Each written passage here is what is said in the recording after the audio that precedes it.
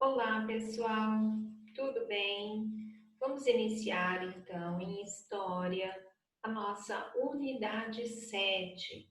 Nós vamos falar então com o tema aí, o tempo nas diferentes culturas. Nós vamos então ver nessa unidade as marcações de tempo em diferentes sociedades lá do passado e do presente, nós vamos ver, né? Nós vamos ver como surgiu ainda lá na pré-história a necessidade de controlar o tempo por meio de uma marcação e da previsão de fenômenos climáticos. É importante que a gente compreenda que as invenções das unidades de medida de tempo e dos calendários, eles foram a partir da antiguidade. E eles foram baseados em ciências como a astronomia e a matemática. Nós vamos verificar que as culturas, assim como os costumes e as crenças, foram dando sentido a essas invenções, da mesma forma que ainda dão aos calendários mais usados pela humanidade. Então, nós vamos ver aí na abertura da unidade, a gente consegue ver então que o material utilizado aí nessa imagem, a gente consegue verificar que é um templo, né? Como se fosse um templo. A gente está vendo o antigo calendário lá do Egito, né? Então, é possível a gente verificar que essa imagem aí traz registros de hieróglifos, né, que a gente já aprendeu que é os códigos, então, feitos pelos povos lá do Egito, né, que são organizados em colunas, em linhas, numa parede, lá num templo, em Komombo, no Egito, e traz características, né, para que a gente vai estar associando na hora que a gente for estudar, então, ao calendário gregoriano, que é o mais utilizado hoje no nosso dia a dia, tá? Então, vamos dar continuidade, então. Na página seguinte, nós vamos ver, então, as formas de medir e de prever o tempo. Para os seres humanos, medir e prever o tempo são necessidades muito antigas que foram se tornando indispensáveis ainda na pré-história.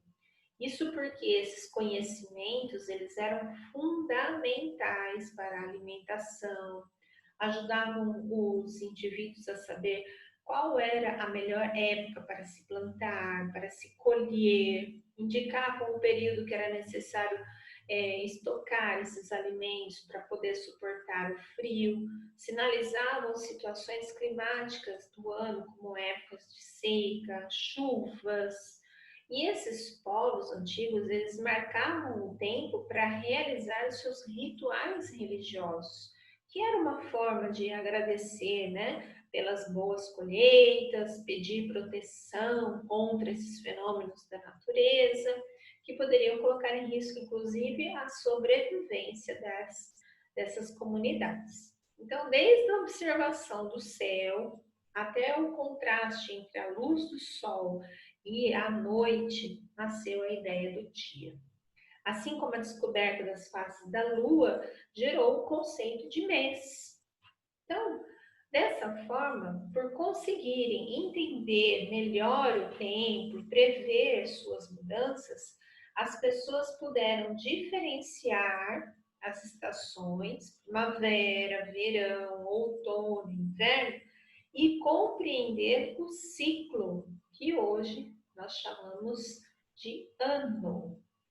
Então, hoje em dia, a observação do céu e dos fenômenos da natureza ainda é feita assim, mas atualmente essas atividades contam com o auxílio e a precisão de muitos recursos tecnológicos. Um deles é esse que nós temos aí na imagem, que são os satélites artificiais, né?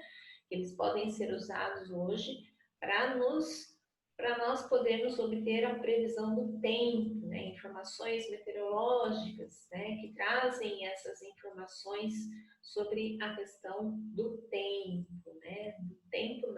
clima, na verdade, né? Então, esse é um dos recursos utilizados. Logo embaixo, na página 9, vocês têm uma atividade que eu gostaria que vocês fizessem com alguém da família de vocês. Eu não, mas é uma sugestão do livro, tá? Não é tarefa, é apenas uma forma de vocês se socializarem com seus familiares, junto com o conteúdo que nós estamos aprendendo e estudando, compartilhando com eles esse momento. Então, você chega lá e conversa, escolhe alguém da sua família, ou se quiser conversar com todo mundo, e vai lá. Quais são os recursos que vocês da família utilizam para saber, por exemplo, se irá chover durante o dia ou se irá fazer calor durante a semana? Pergunte também se é importante ter acesso a esse tipo de informação e como essa informação pode ajudá-los. Vocês vão, então, conversar e depois vocês podem registrar aí, tá?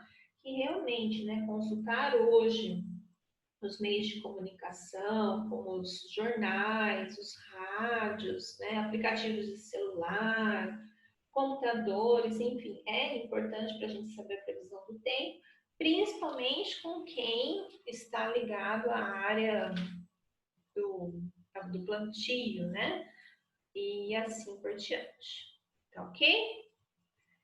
Página 10, os diferentes tipos de calendários, então. Nós vamos verificar que o calendário, ele tem vários tipos. Desde o começo da evolução dos calendários ao longo da história da humanidade, a gente vai ver que dos calendários usados até hoje destacam-se os solares, que são aqueles baseados no movimento em torno do Sol, os lunares, que são os considerados mais antigos, porque eles se baseiam no movimento da Lua, e os lunisolares, que são aqueles relacionados com o movimento da Terra em torno do Sol e os meses com o movimento da Lua em torno da Terra.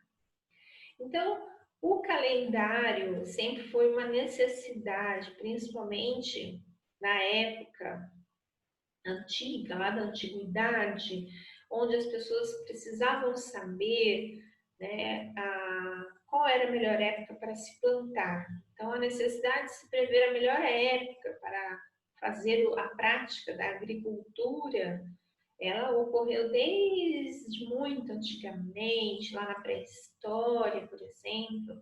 E no Egito antigo, que é uma civilização muito antiga lá, o calendário utilizado lá era o solar. Ele era composto por 365 dias. E ele foi criado com o objetivo de prever as cheias do rio Nilo e aproveitá-las da melhor forma possível para a fertilização das terras, tornar as terras produtivas. A estação lá da inundação, lá no Egito Antigo, corresponde então aos meses de julho a outubro do calendário gregoriano, que é o modelo de calendário utilizado pela maioria dos países atualmente. Então, a gente vai ver que os egípcios notaram que o aparecimento da estrela, o rio Nilo, começava a encher e ficava com uma coloração avermelhada entre as águas do rio. Então, as águas do rio, elas inundavam, ou seja, elas enchiam os tanques e até eles tinham que construir diques, né, para fazer a utilização dessa água nos campos da agricultura. Nesse período, os egípcios aproveitavam, então, para se dedicar mais às outras atividades, visto que, como era o período da cheia, né, então essa estação simbolizava o momento em que eles estavam tranquilos, né, porque tinha chuva, eles não precisavam ir lá, ter que molhar. Então, chovia, era a época da inundação. Então, eles aproveitavam nessa época para fazer outras atividades ligadas à arte, construção das pirâmides, dos templos e assim por diante. Já na estação da semeadura, que correspondia aos meses de novembro a fevereiro do calendário gregoriano, a cheia do rio Nilo chegava ao fim. E aí as terras inundadas estavam férteis para a agricultura. Então, os egípcios eles cultivavam diversos produtos, tais como o papiro, para fabricar o papel, os sapatos, as teiras, o linho, utilizado para fabricar tecidos, a cevada, para a fabricação da cerveja, e o trigo, para a produção de pães. Tá? Que a gente vê aí, né? O momento, então, que está sendo registrado nelas o plantio de grãos, né? Uma pintura feita na tumba, lá em Tebas, no Egito, no ano de 1410 e 1370 a.C. Bem antiga, né? Já a estação da colheita, a gente vê representado na imagem abaixo, equivale então aos meses de março a junho do calendário gregoriano. Então, nesse período, os egípcios faziam a colheita das safras dos diversos produtos agrícolas plantados. E essa é a representação dessa imagem. Assim, é importante a gente lembrar que os egípcios também observavam o céu, né? E eles tinham uma estrela, a estrela Sírio. Se ela apontasse, eles concluíam então que a estação da inundação estava prestes a recomeçar. Muito bem, saindo lá dessa antiguidade, nós vamos então observar esse calendário utilizado no Egito, localizado nesse templo de Karnak, lá no Egito. A gente vê que ele tem muita semelhança com o nosso calendário, eu acredito que dá para a gente perceber isso. Né? Dá para a gente notar aqui que ele tem colunas, como os meses, a gente sabe que tem as colunas, as linhas, né? A gente tem aqui um código, que talvez a gente não sabe se está sendo representado pelos dias da semana, e os números, né? Os algarismos aqui, representados pelos algarismos egípcios. Então, respondendo à pergunta, comparando o calendário egípcio com o calendário utilizado no nosso dia a dia, tem alguma semelhança? Tem, né? Essa semelhança que a gente apontou aí para vocês, né? A divisão do tempo, que são feitos por meio de colunas e linhas, né? Que a gente tem no nosso calendário. Em sua opinião, a finalidade para a qual os egípcios antigos usavam o calendário ainda é importante para as sociedades atuais? Com certeza, né? Os egípcios usavam para verificar a melhor colheita e hoje muitos agricultores ainda realizam essa observação da melhor época do ano para suas práticas agrícolas, tá? Então, elas são essenciais para a sobrevivência humana, porque se você plantar na época errada, o alimento não vai nascer, né? E aí é prejuízo, prejuízo inclusive para a sobrevivência, né, de muitos seres humanos e economicamente também falando, certo? Na próxima página, vamos então, na página 14, falar sobre a relação entre os calendários e as religiões. O marco inicial da contagem do tempo nos calendários variou entre as diferentes sociedades por diversos motivos, sendo que um deles foi a religião. A gente vai ver que existem 3 principais calendários usados na nossa atualidade. Nós temos o judaico, o gregoriano e o islâmico. O judaico, ele é lunisolar, ou seja, nele o tempo ele é medido pelas fases da lua. Porém, ao mesmo tempo, algumas datas importantes desse calendário estão relacionadas com as estações do ano. No calendário judaico, há uma tradição de consumir mel, maçã e romã, que simbolizavam o desejo de ter um ano doce. Olha que legal. O calendário gregoriano, que é utilizado atualmente na maioria dos países, teve sua origem lá em Roma e foi elaborado ao longo de milênios. Sua história começa com o calendário romano, criado por Rômulo, primeiro rei de Roma, em 753 a.C., iniciado no primeiro dia de março. Esse calendário era lunar, composto por 304 dias, que se dividiam em 10 meses. Mais tarde, o rei Numa Pompílio, sucessor de Rômulo, acrescentou mais 2 meses a esse calendário, que eram eles, janeiro e fevereiro. Assim, o calendário romano passou a ter 12 meses. Ele foi usado até por volta do ano 46 a.C., quando o imperador Júlio César, famoso imperador, propôs a alteração na contagem desse tempo, de acordo com as estações do ano. Então, o calendário passou a ser chamado de calendário juliano. Com a alteração, então, na contagem do tempo, o calendário juliano passou a ter 365 dias, mas ele manteve a divisão em 12 meses. E o ano passou a começar em janeiro e não mais em março. E os meses, por sua vez, passaram a ter 30 e 31 dias intercalados, exceto fevereiro, que era composto de 29 dias, e em ano bissexto, de 30 dias. Nós vamos agora descobrir uma história de quem inventou os nomes dos meses do ano e do calendário gregoriano. Vamos acompanhar a história.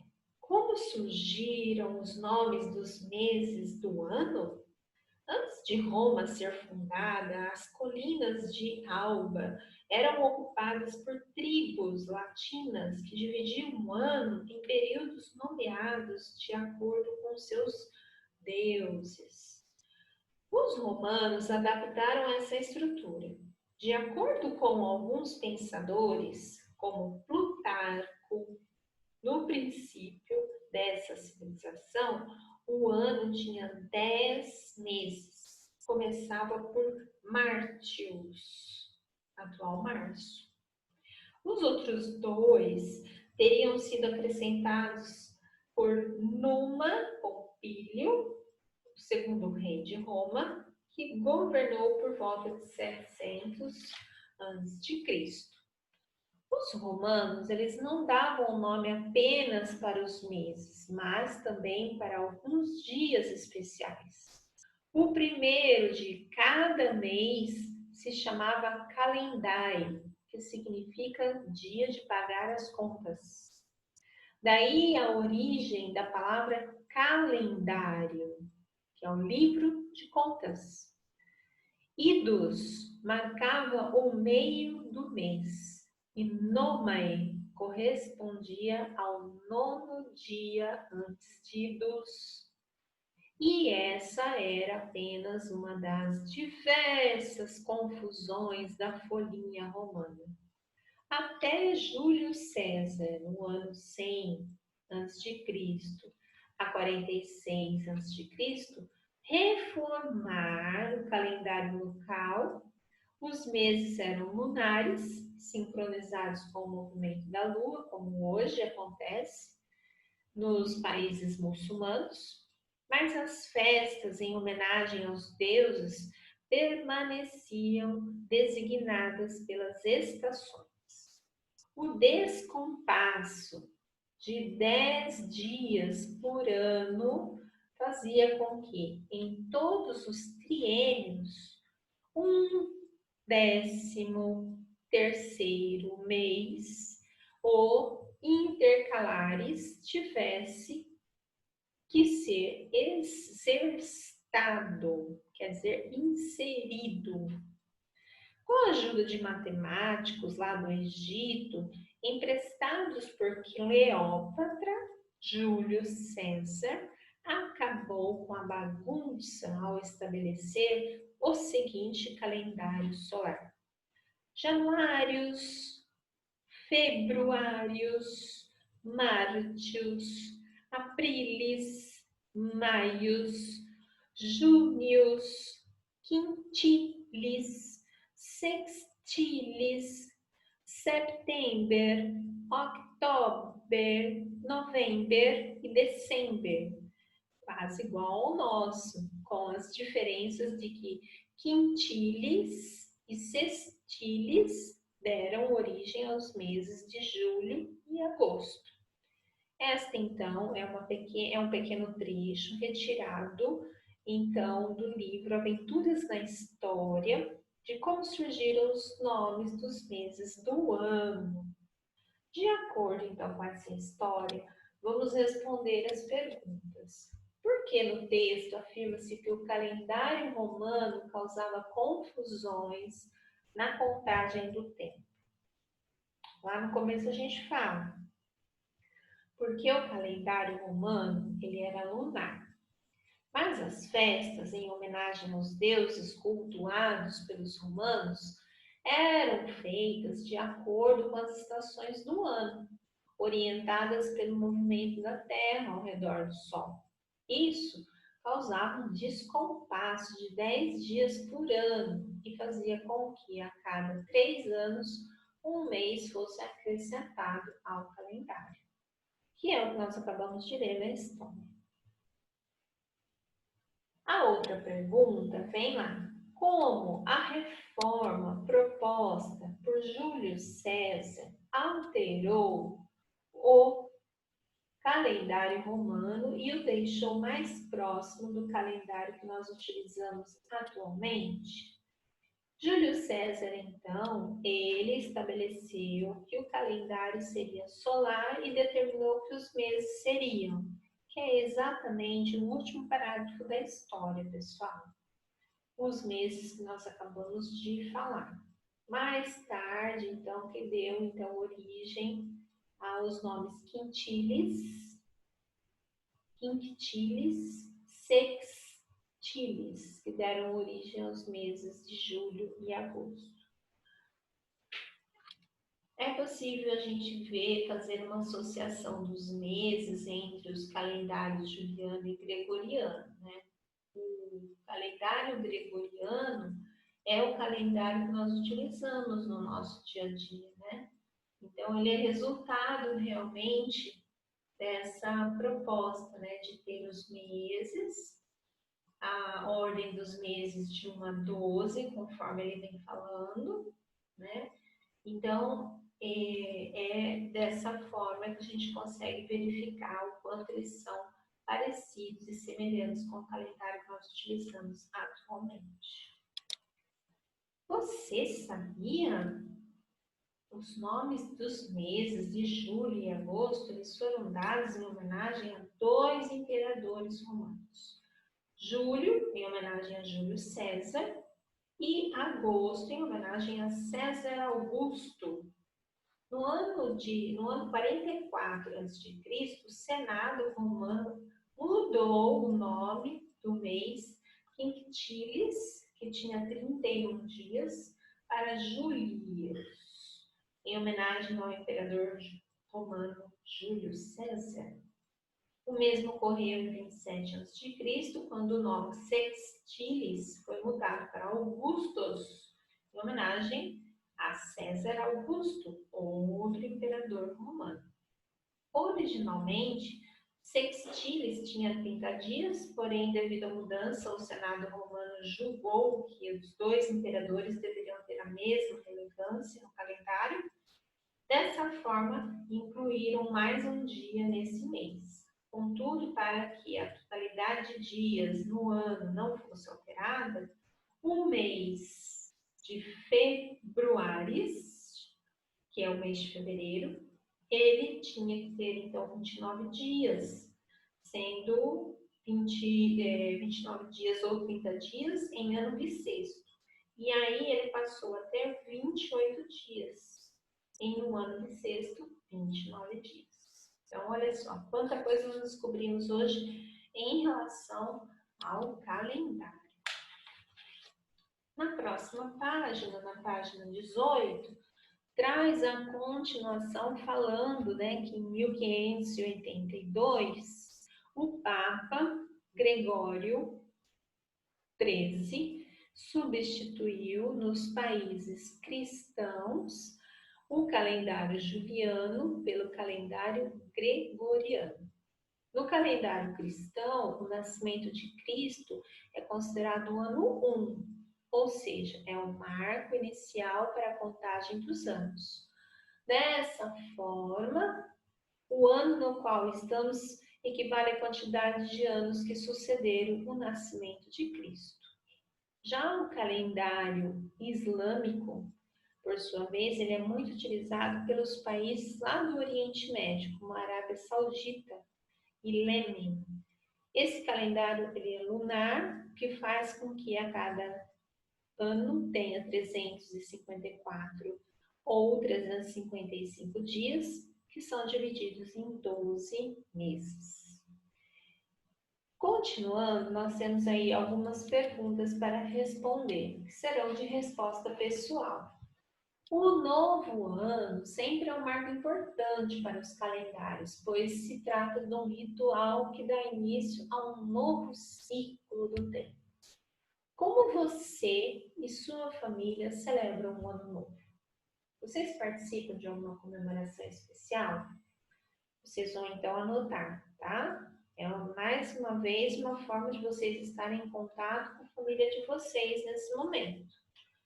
E na outra página, vocês têm um espaço para que vocês façam um desenho representando como que é realizada essa celebração por você e por sua família, tá? Então, caprichem nessa ilustração e bons estudos para vocês. Por hoje é só, pessoal. Espero que todos tenham acompanhado. Até a nossa próxima aula. Tchau, pessoal!